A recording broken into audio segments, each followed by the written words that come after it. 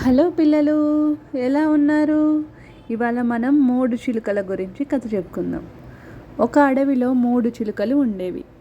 అవి ఒకదానితో ఒకటి బాగా కలిసిమెలిసి ఉండేవి. వాటిలో దేనికి ఉండడానికి గూడు లేదు.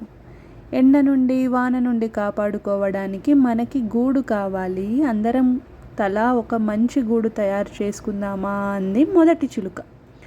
కానీ రెండవ చిలుక చాలా సోమరిది. ఎందుకు అనవసరంగా గూడు, హాయిగా ఆకుల నడుమ పొదల చాటున నిద్రపోకుండా అంది. మూడవ చిలుక ఒక గంటలో సులభంగా 4 ఆకులు 4 తీగలతో ఒక గూడు తయారు చేసుకొని ఇది చాలు నాకు అంది. కానీ మొదటి చిలుక అలా కాక 10 రోజులు మంచి మంచి ఆకులు బలమైన తీగలతో మంచి గూడు తయారు చేసుకుంది. ఒకరోజు అనుకోకుండా గాలివాన ఒకేసారి వచ్చింది.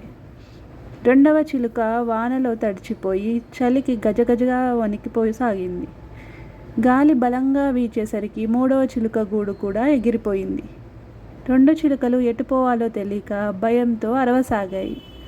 అంతలో మొదటి చిలుక తలుపు తెరిచింది. రెండింటినీ లోపలికి రమ్మంది. గాలివాన ఆగిపోయేదాకా అవి 2 ఆ గూడులోనే ఉండిపోయాయి.